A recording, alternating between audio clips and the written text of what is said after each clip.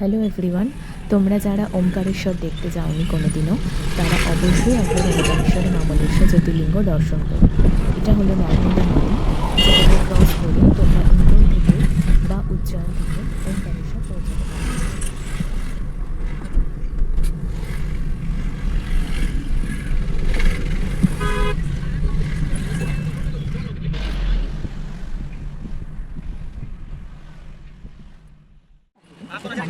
এটা হলো ঝুলাবি, যে ব্রিজটা ক্রস করে তোমরা মামলেশ্বরের সামনে নামলেও আগে ওমকারেশ্বর দর্শন করতে পারো, অথবা চাইলে মামলেশ্বর দর্শন করার পরও ওমকারেশ্বর দর্শন করতে পারো।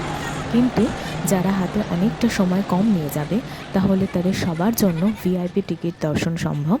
তাহারা যদি ভিআইপি টিকিট পেতে পারো তাহলে খুব ভালো হয়, না হলে হাতে অনেক সময় থাকলে তোমরা সাধারণ লাইনেও দর্শন করতে পারো, কিন্তু তাতে কিন্তু তোমাদের হাতে 4 থেকে 5টি ঘন্টা সময় নিতে হবে।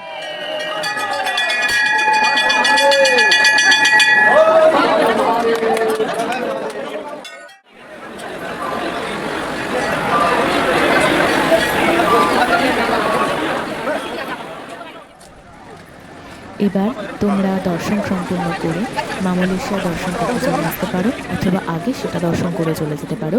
কিন্তু সবার সুবিধার জন্য এটা বলে রাখি যে দুটি মন্দিরই কখন বন্ধ হয় আমার আইডিয়া ছিল না, কিন্তু মামলেশ্বর মন্দির কিন্তু 12:30 থেকে 1:30 অবধি বন্ধ থাকে। তাই তোমরা চাইলে আগে ওটা দর্শন করে তারপরও ওমকারেশ্বর করতে পারো, অথবা আগে ওমকারেশ্বরও করতে পারো, যেটা তোমাদের স্বইচ্ছা।